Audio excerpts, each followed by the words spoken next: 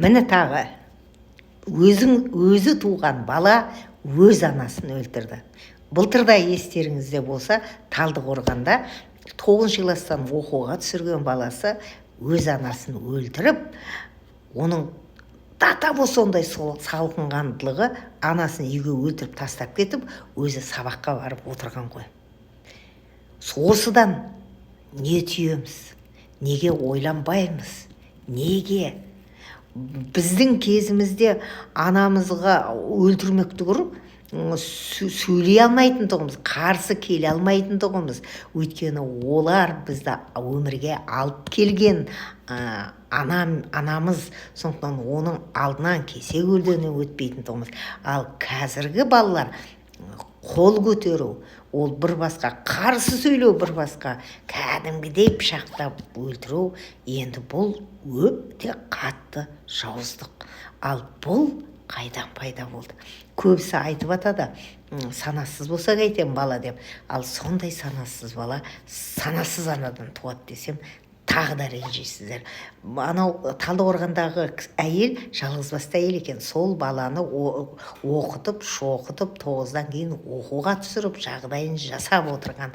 Айналып келгенде сол бір нәрсе, ақша мен телефонды бермедің деген нәрсемен шешесін өлтіріп отыр.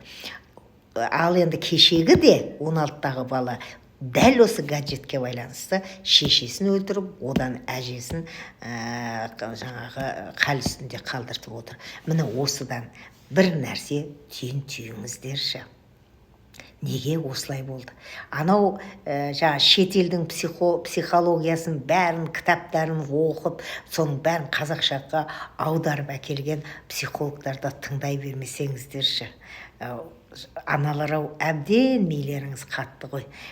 Сіздер қалай тәрбие беретінді де білмейсіздер. Сіздердің өздеріңіз жаңағы детский травма деп, әке шешеге деген ыза кек деген, бұны қайдан ойлап тапқансыздар білмеймін. Соның бәрін сіздер жинап алып отырсыздар. Сіздер сол арқылы балаларға беріп отырсыздар. Ертең мына балаларыңыз не істейді сіздерге? Айтыңыздаршы, алдарыңызда тұрған бала.